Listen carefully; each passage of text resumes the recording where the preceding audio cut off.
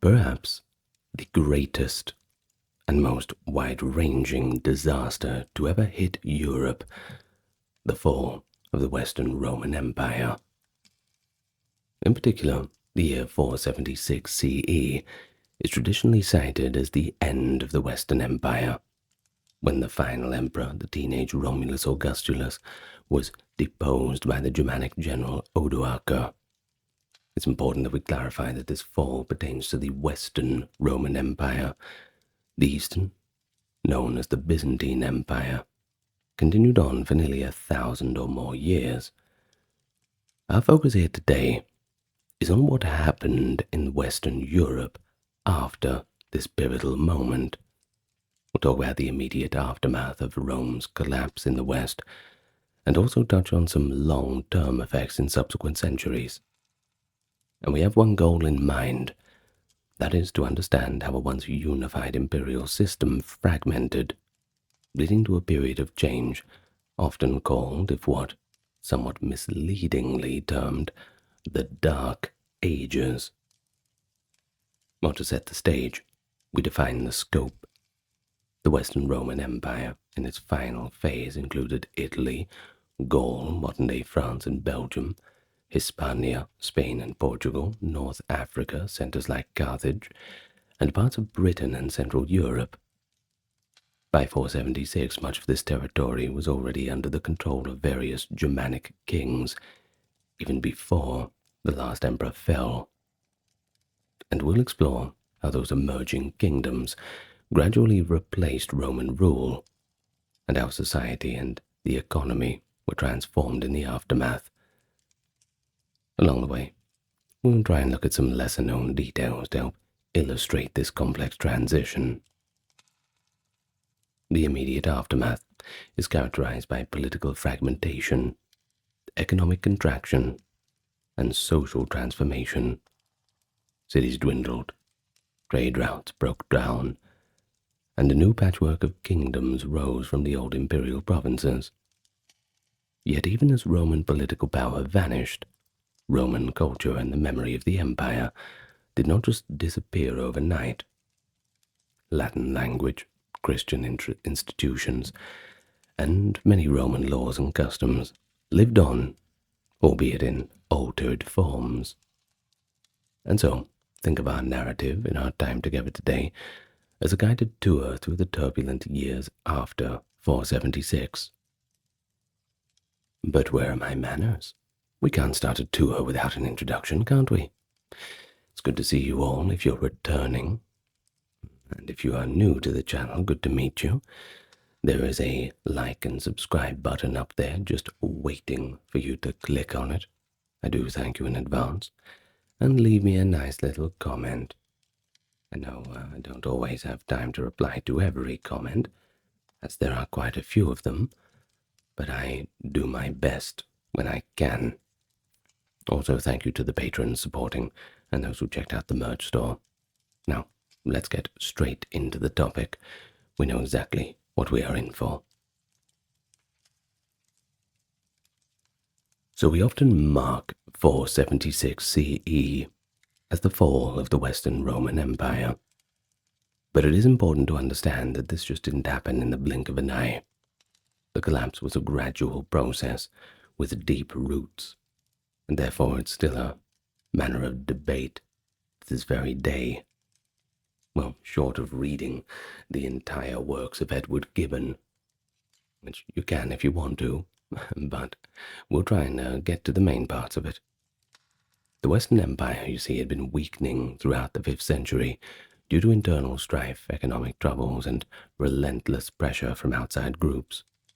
By the time Romulus Augustulus, ironically, by the way, named after Rome's founder Romulus, and its first emperor Augustus, came to the throne as a figurehead, real power was actually held by military strongmen.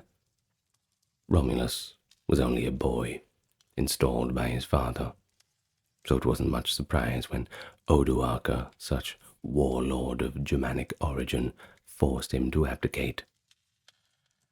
According to later accounts, Odoacer actually spared the young emperor's life, and sent him into comfortable retirement on an estate.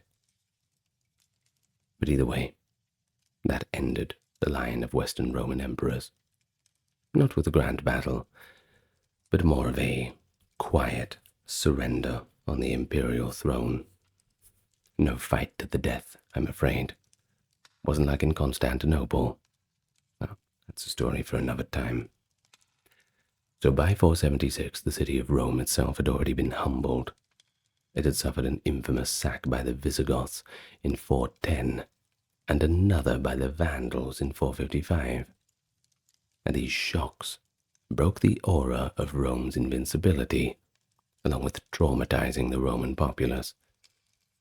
In response to the 410 disaster, St. Augustine of Hippo wrote The City of God, a philosophical work to try to comfort the morally broken Christians, reminding them that earthly kingdoms rise and fall. By the time Odoacer took power in Italy, the imperial government had long since moved its capital from Rome to Ravenna for security.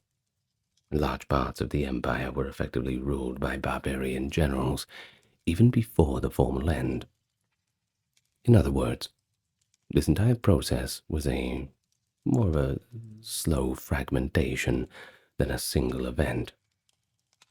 But what did this collapse look like on the ground? Chaos and breakdown. That's pretty much it. Without central imperial authority, many regions experienced a power vacuum. Roman armies, once the guardians of the frontiers, had largely disintegrated or been co-opted by barbarian leaders. Roman institutions like provincial governors, tax officers, and city councils ceased to function in many areas. One contemporary British writer, Gildas, lamented the sorry state of the land after Roman rule ended, decrying the general destruction of everything that is good and the general growth of evil throughout the land. Well, although Gildas was describing Britain in the mid-500s, his dire words captured the sense of decline felt pretty much in all former Roman provinces. But that is not to say that the collapse was equally severe everywhere. Some regions had adapted better than others. The Eastern Roman Empire, Byzantium, still regarded itself as the continuation of Rome, and even asserted a degree of authority, at least in diplomatic terms, over the Western territories. And one thing is notable: Odoacer, after deposing Romulus Augustulus, did not claim the imperial title himself. He sent the imperial regalia, that is the crown and purple robe, to the Eastern Emperor Zeno, effectively acknowledging Constantinople's supremacy in name. Odoacer ruled Italy with the title of Rex, that is, king, essentially as an autonomous governor. And this moment shows a novel situation: a barbarian king governing former Roman lands with a nod to the distant Eastern Emperor. It marked the beginning of a new political reality in the West, one where the empire's form was gone, but the shadow remained. And so, in the immediate aftermath, the Western Empire's political unity disintegrated. Instead of one Roman emperor ruling many provinces, power splintered into numerous barbarian kingdoms. Yet these new rulers didn't necessarily want to destroy Roman culture or renounce its legitimacy. In fact, many of them actively styled themselves as their heirs of Roman authority, while of course discarding the parts of Roman rule that they did not find as convenient. Western Europe was entering a fragmented era, but one in which people still remembered Rome, and in various ways tried to imitate or reclaim those fragments of its glory. And so we come to the point of fragmentation, the rise of barbarian kingdoms. Rome's central authority had gone, Power in the west had shifted to these Germanic kings who established themselves in the former provinces. The once unified empire was broken into a patchwork of barbarian successor kingdoms. So here are some brief depictions of the major developments in the late 5th and early 6th centuries. Let's start with Italy. After 476, it came under Odoacer's rule. A few years later, the Ostrogothic leader Theodoric the Great invaded Italy with the Eastern Emperor's assent and actually managed to defeat Odoacer in 493. Theodoric established the Ostrogothic Kingdom of Italy. Maintaining much of the Roman administration, he worked with the Roman Senate and upholding Roman laws to legitimize his authority.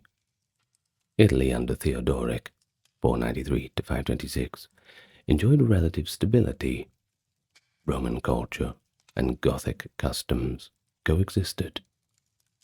Learned Romans like Boethius and Cassiodorus served in Theodoric's new government, illustrating the blend of Roman and Germanic influences. This stability unraveled later in the 6th century when the Eastern Empire invaded to reclaim Italy, sparking the Gothic War, a destructive conflict, though that falls beyond the immediate aftermath. Well, let's go a little bit north to Gaul. In Gaul, Roman governance had largely collapsed by 476, except for a rump domain in the north around Soissons, ruled by a Roman general, Syagrius. In 486, Syagrius was defeated by Clovis, an ambitious young king of the Franks. Clovis went on to conquer most of Gaul, uniting the Frankish tribes and absorbing other groups like the Alemanni and Burgundians. By around 500, Clovis had founded the Kingdom of the Franks, that is, the Merovingian dynasty. The pivotal moment came when Clovis converted to Nicene Christianity, that is, Catholicism, around 496 rather. But unlike many Germanic rulers who were Arians, a Christian sect considered heretical by Rome, Clovis embraced the Catholic faith of the Gallo-Roman majority. Of course, this won him the vital support of the Gallo-Roman bishops and elites. The Frankish kingdom, with its capital eventually at Paris, emerged as one of the most powerful states in the post-Roman Western Europe. But it is telling that Clovis sought recognition from the Eastern Roman emperor to bolster his legitimacy. Gregory of Tours recounts that Emperor Anastasius granted Clovis an honorary title, and Clovis paraded in the Roman fashion, a sign that even as king, he valued Rome's approval. Well, let's go a little bit to the west. Hispania. The Visigoths, they had been a semi-independent ally of Rome, and they settled in Gaul and Spain since the early 5th century. By 476, King Euric of the Visigoths controlled most of Hispania, with the capital at Toulouse in Gaul. After the fall, the Visigothic kingdom continued as a major force. In 507, however, Clovis and the Franks defeated the Visigoths at the Battle of Boilet, driving them out of most of Gaul. The Visigothic court relocated fully into Hispania, establishing a new capital at Toledo. The Visigothic kingdom of Spain persisted for another 2 centuries. Over time, the Visigothic rulers and their Hispano-Roman subjects integrated notably. In 589, the Visigoths converted from Arianism to Catholicism, uniting the population under one faith. The Visigoths then issued law codes, blending Roman and Germanic laws, for example, the Breviary of Alaric for Romans in 506. Reflecting a society that saw itself as an heir to Rome in Spain. North Africa, especially the provinces of modern Tunisia and Algeria, had been conquered by the Vandals earlier in the 5th century. By 476, the Vandal kingdom based in Carthage was firmly established and independent of any Roman control. The loss of North Africa was devastating to the Western Empire, It had been where they got all the grain from, you see, and after the fall it remained outside the new European power structure. The Vandals, who were Arian Christians, that heretic sect according to the Romans, controlled Mediterranean sea lanes and continued to raid Italy and other areas by sea every now and then. Their kingdom survived until 533, when the Eastern Roman Empire dispatched General Belisarius to defeat the Vandals. In the immediate post-476 period, however, North Africa stood as a separate post-Roman world, prosperous on its own, but no longer feeding or financing Italy as before. Roman Britain had been effectively abandoned by Roman authority around 410, several decades before the formal fall of the empire. In the vacuum, Britain splintered into small Romano-British kingdoms, but the island soon faced waves of invaders, Angles, Saxons, and Jutes from across the North Sea. By the late 5th and 6th centuries, these Anglo-Saxon tribes had taken over what is much of now England, pushing the Romanized Celtic Britons into the western fringes, Wales and Cornwall, or across the sea to Brittany. The collapse of Roman order in Britain was dramatic. Cities were largely abandoned, trade with the continent all but ceased, and literacy in some areas pretty much vanished.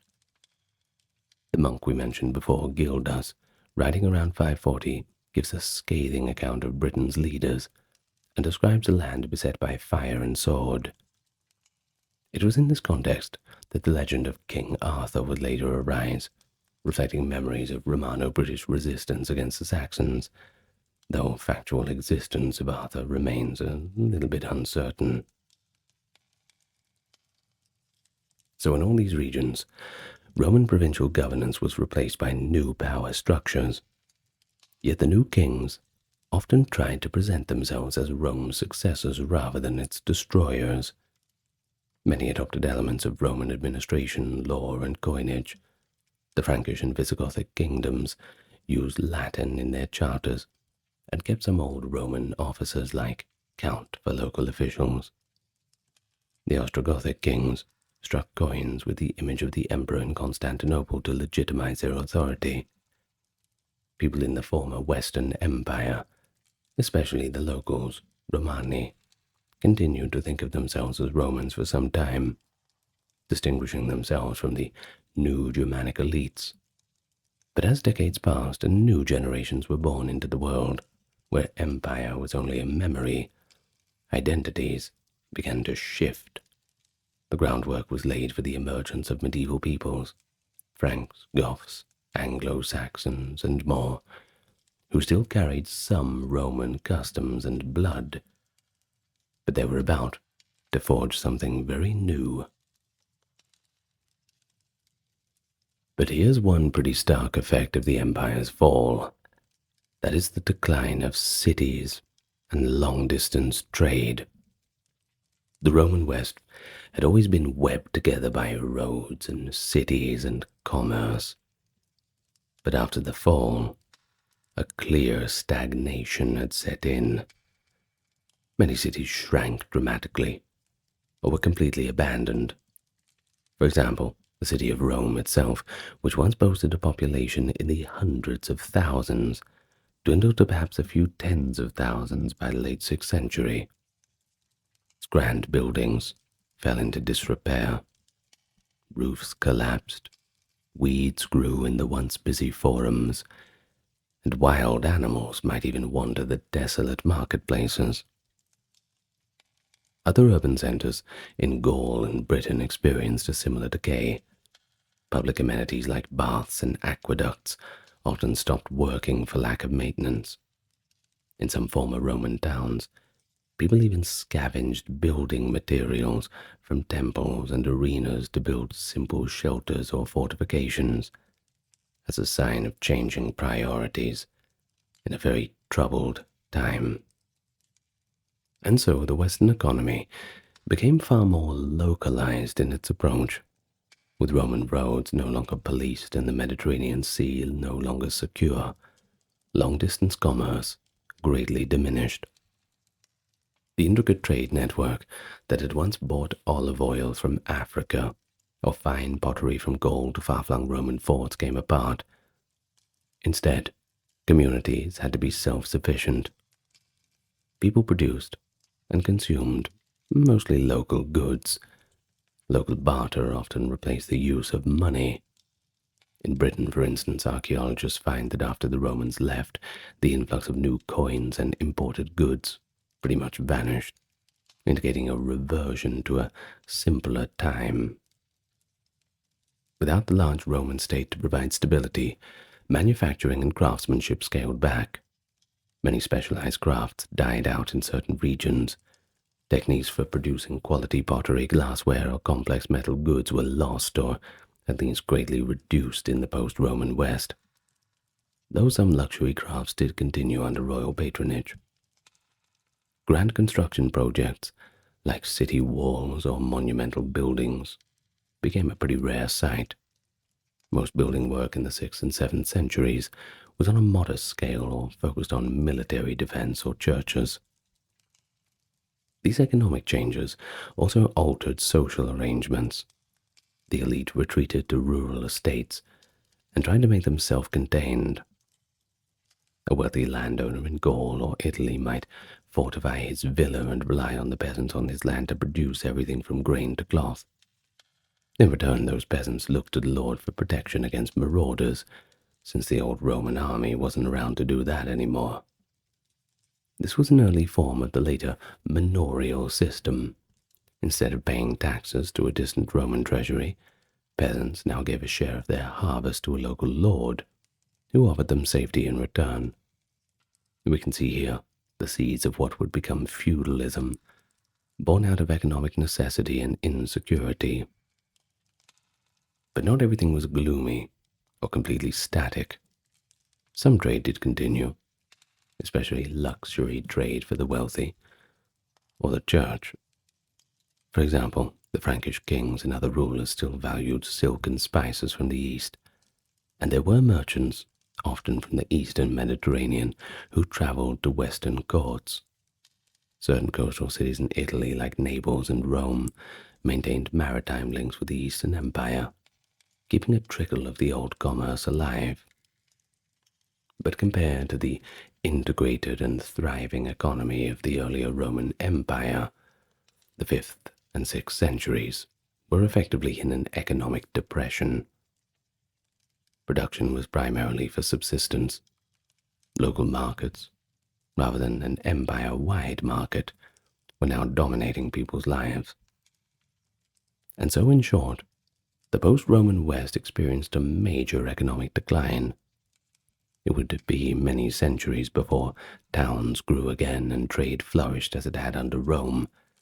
This period of stagnation earned the moniker the Dark Ages in part because of these economic and urban contradictions. Yet, even in this diminished state, the basic subsistence economy kept going, and slowly, new economic patterns, like the manorial states and small local marketplaces, set the stage for the eventual recovery of what would be the medieval economy. So let's talk about the shifting society and also the role of the church in all of this. You see, the social structure of Western Europe also changed fundamentally after Rome's fall. That old Roman class system, with emperors, senators, citizens, and, of course, the masses of slaves, we can't forget them. Eventually it gave way to a simpler and more fragmented social order, dominated by local landowners and the church. With no central imperial administration, local nobles and warlords became the figures of authority, each in their own pocket of territory. Many of these were the new Germanic chiefs, or at least the remaining Roman aristocrats who had adapted to the new way of life, this new regime. One significant continuity was the rise in power of the Christian church. You see, the church often became the glue holding society together across the former empire. Bishops often stepped in as leaders in their cities when the civil officials had pretty much disappeared. They negotiated with barbarian kings for the safety of their flock and organized relief during famines or sieges. For example, in Italy, Pope Gregory the Great, that is around 590 CE, took on not just spiritual leadership, but also a lot of temporal power, repairing Rome's walls, feeding the poor, and of course, dealing with the invaders, namely the Lombards, basically doing the job an imperial governor might have done, just with a different name and a different outfit. So the church had a clear hierarchy and organization that transcended individual kingdoms. It became a sort of parallel authority structure throughout Europe. For the old Roman aristocracy, the church also became a refuge and a new career path, a way out of those circumstances of just being a farmer, I suppose. Many educated Romans who might in earlier times have become provincial governors or orators now became bishops, abbots, or scholarly monks. A figure like Sidonius Apollinaris, a Roman noble in Gaul, ended up serving as a bishop under Visigothic rule, using his Roman education to guide his community. In becoming clergy, these Roman nobles helped ensure that Latin literacy and some classical cultures survived in the post-Roman world. Socially, the concept of Roman citizenship faded. Instead, people's identities shifted to more local and tribal affiliations. In the immediate aftermath, there was a divide between Rome and the Germanic warriors that settled among them. In many kingdoms, there were initially dual systems of law, one for the Romans and one for the Germans. But over time, as the two groups intermarried and shared the same lands and faith, the distinctions became a little blurry. By the 7th century, it was less about being Roman or Gothic, and more about being a subject of the Frankish or Visigothic king, and a member, of course, of the Christian community. You see, that very idea of being Roman slowly transformed. It might refer simply to someone who lived in a former Roman city or spoke a Romance language, rather than any sort of political or citizen status. Another major change was the bottom tiers of society, the transition from slavery to serfdom. The Roman Empire's economy had depended on slave labor, but after the fall, the supply of slaves decreased since large-scale conquests had stopped.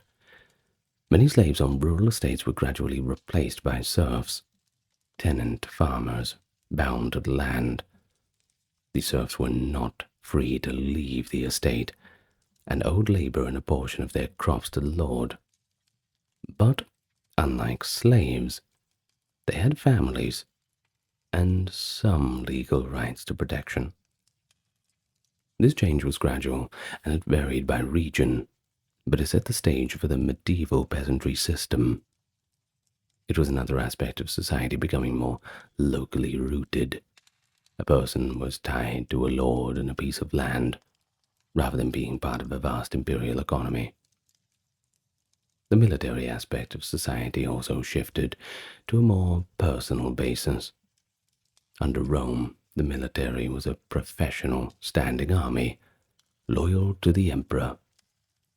But after Rome, military power was essentially whatever troops a king or noble could gather up, often his own retainers, plus levies of local free men. Warfare became more small-scale and localized, though no less deadly for those involved, of course. But the idea of loyalty had pretty much changed. Instead of loyalty to an abstract idea of Rome or to a distant emperor, loyalty was to one's immediate lord or king, who was physically present, right there, and could reward followers with land, or loot. It was all a little bit more relevant. But you imagine in earlier times, a Roman citizen born in somewhere like Spain or Britain, pledging loyalty to that emperor so far away. Well, this was all different now. Of course, this fostered the warrior ethos of the early medieval nobility, those kings surrounded by their loyal swordsmen and knights. Very different model from the old legions. Throughout these social changes, the church remained a beacon of continuity. Monasteries in particular became important social and economic centers. They were often the only places where reading and writing were regularly practiced, and they provided spiritual comfort, as well as more practical aspects of aid. Monks might teach rudimentary farming improvements or offer some medical knowledge that had been preserved from the old Roman ways. The church also imparted a moral order, the idea that even kings were answerable to God's law, which of course was a concept carried over from Roman Christian thought. And so, in summary, Western society was completely reorganized in the wake of Rome's fall. It moved from a large, stratified, urban-centered empire to a rural, dispersed, and locally governed collection of societies. The power of kinship and personal bonds replaced the impersonality of Roman law in many places. At the same time, the unifying influence of Christianity spread a common set of values and preserved literacy. And so by the time we reach the 7th and 8th centuries, there was a new social order clearly in place, one that we would recognize as medieval, with nobles, knights, peasants, and clergy, certainly different from the world of Augustus or Constantine. But it does carry the echoes of Rome in its institutions, like the church and residual Roman law, and even in its social ideals. And so the fall of Rome in the West is often portrayed as an intellectual blackout. But to be honest, it's a bit of an exaggeration.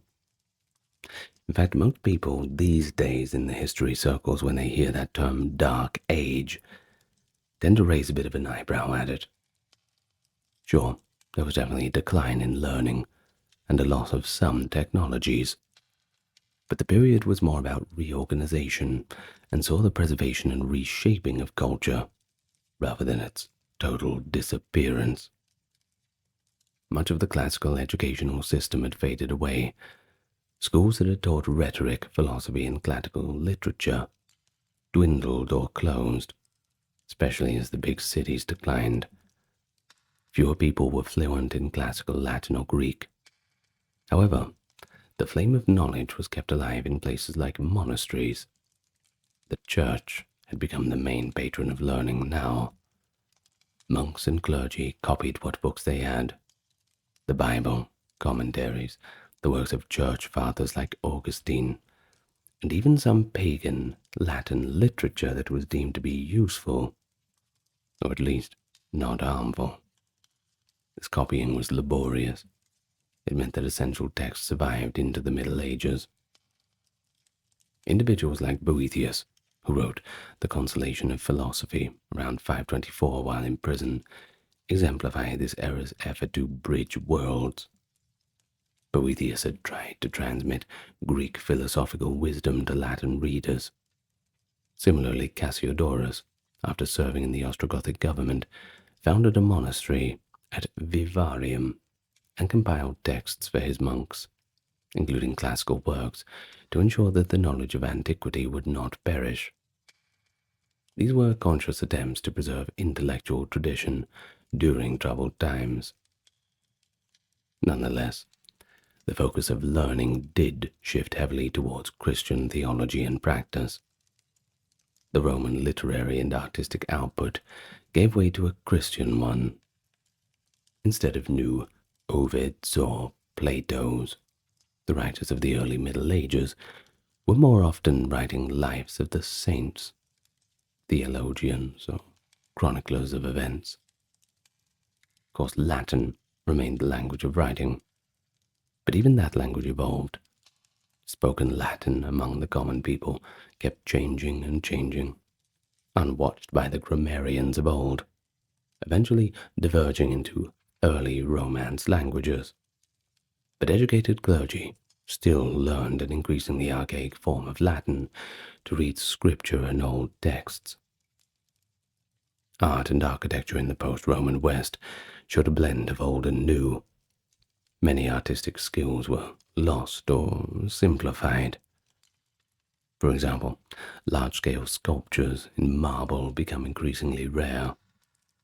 But new art forms emerged in the form of mingling of cultures. The illuminated manuscripts of Ireland and Britain, like the Book of Kells a bit later, combined Christian themes with intricate Celtic designs. The metalwork of the Anglo-Saxons or Franks, like jewelry and weapon fittings, showed Germanic motifs created with a finesse that had Roman influences in technique.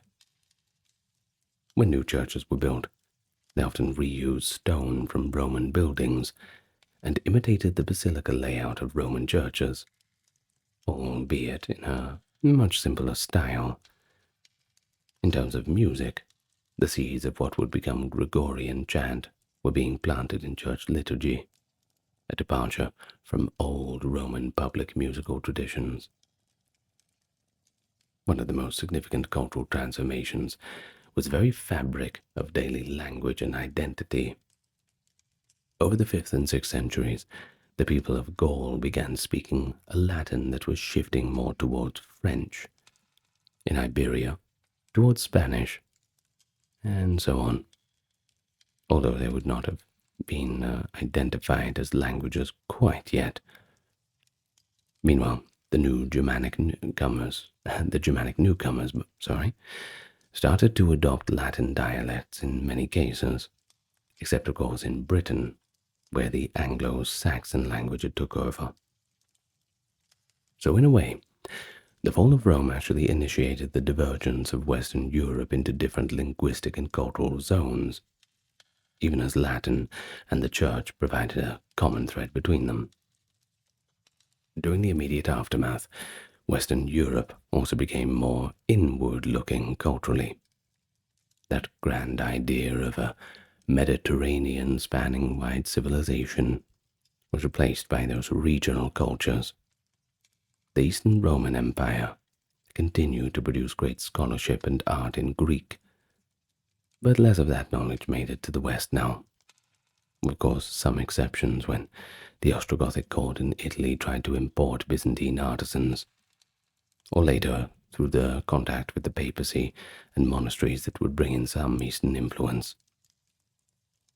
Of course, we had the rise of Islam in the 7th century, which would further reroute the flow of classical knowledge, rather ironically preserving a lot of Aristotle and others in Arabic, which later Europeans would re-encounter in the medieval period.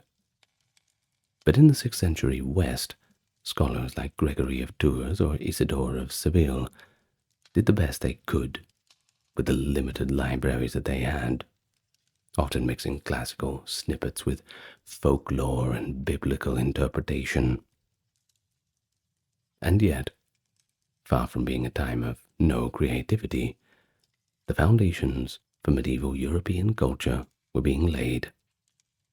The Latin Church was creating a new intellectual framework, synthesizing biblical thought with remnants of classical reasoning. The vernacular traditions of the Germanic and Celtic peoples were giving birth to new legends, and eventually literatures. The epic tradition of heroes like Beowulf or Siegfried traces back to this time, though their stories were written down later, sure. Artistic creativity found outlets in smaller, portable objects, and in the ornamentation of gospel books and churches, rather than in huge statues and forums. In essence, the culture didn't vanish, it just adapted into its new reality. To illustrate, consider education. An educated person in 350 CE might have been a Roman orator well versed in Cicero and Virgil. But in 550, An educated person was likely a monk who could quote St. Jerome, knew some Virgil by memory, and could sing the Psalms in Latin. The content had shifted, but a chain of learning still linked those two individuals. By 750 CE, that monk's successors would be starting to recover more of that old knowledge. Charlemagne's court, for instance, eagerly collected Latin manuscripts. Thus, culturally, in the immediate aftermath of Rome, it was a valley, but not an abyss. Things went down, but the ascent had its seeds planted. And sometimes what goes down comes up, just a little bit changed. So what about long term? Well, in the centuries that followed, the consequences of Rome's fall became clear in the new medieval world that emerged. The barbarian kingdoms of the 5th and 6th centuries gradually evolved into the medieval states of Europe. For example, the Frankish realm expanded and transformed, eventually giving rise to the Kingdom of France and the Holy Roman Empire, when Charlemagne was crowned emperor in 800, reviving the idea of a Western Roman Empire in a new form. Over in Spain, the Visigothic kingdom laid the groundwork for later Spanish kingdoms. England emerged from the patchwork of the Anglo-Saxon realms. The map of modern Western Europe, in broad strokes at least, began to take shape from those early successor states. The shift to local rule and warrior-based loyalty systems in the aftermath of Rome set the stage for feudalism. The bonds between lords and vassals, and the organization of society around local manors were a direct continuation of patterns established when imperial institutions fell away. By the High Middle Ages, Western Europe was a feudal society, a structure very different from the centralized bureaucracy of Rome, yet one that provided stability in the absence of a strong state. With no empire in the West, the Catholic Church became a unifying authority across kingdoms. The Pope in Rome gained influence over secular rulers, and alliances between popes and kings, like the Frankish kings, shaped European politics. The Church had also become the main patron of education and the arts, and it paved way for Christendom as a concept, a community of Western Christians guided by the spirituality of the Church.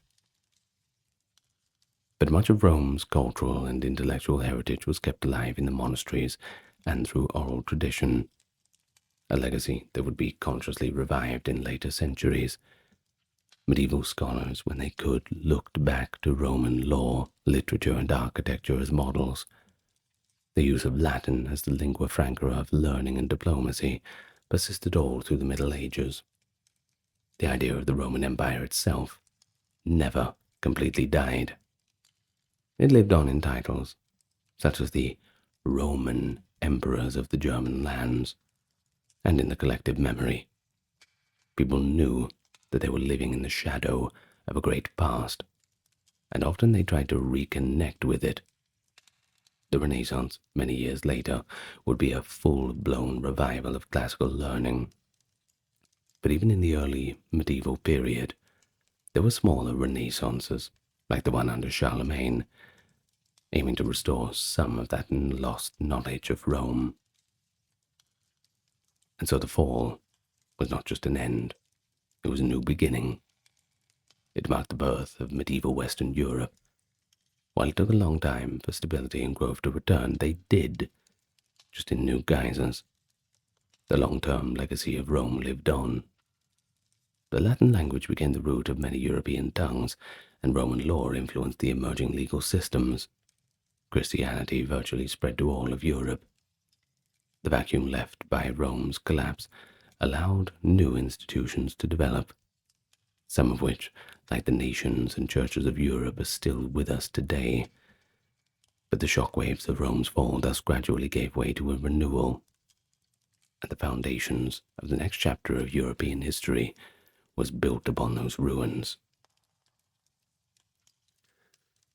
So what is there left to say? Well, I suppose If anything, you have to reflect on the legacy of Rome.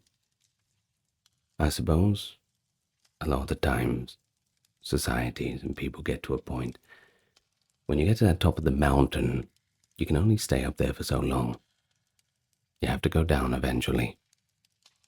Now, whether you find a new mountain or something else, well, it's really up to you.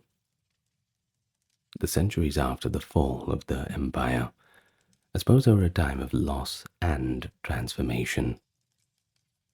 In the immediate aftermath, people witnessed the collapse of all those familiar institutions. They faced economic hardship and just a general sense of fragmentation and panic. Just broken survivors. Yet out of that turmoil, the new world slowly emerged. Roman civilization didn't vanish. It was still there, remnants blended with the customs of new Germanic rule. And Europe, well, that transitioned into a mosaic of kingdoms. Sure, at first they were poorer and less connected, but gradually the groundwork was laid for the nations and cultures that we recognize today. And in that sense, the fall of Rome in the West was not the end of the story, just another chapter in history. Well, this period, it's called a dark and chaotic age, but to me it's a crucible of change, where Western society is reforged, and it just shows that we can really get through anything. We can rebuild, and still even to this day, we carry forward the legacy of Rome, just in new forms. Well, thank you very much for listening. I had a good time. It's a little sad, the fall of Rome.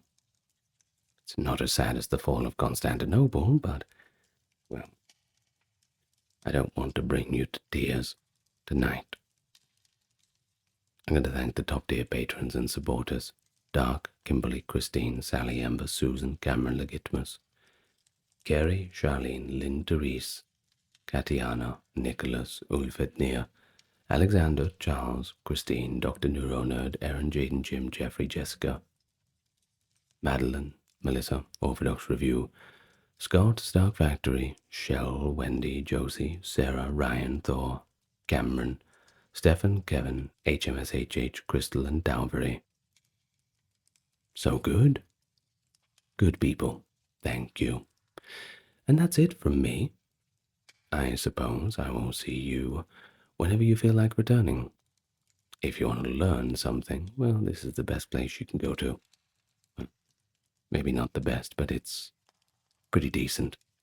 Anyway, good night, everyone. Lots of love to you all, and I really wish you a good dream when you wake up tomorrow. Things are going to be even better. Good night.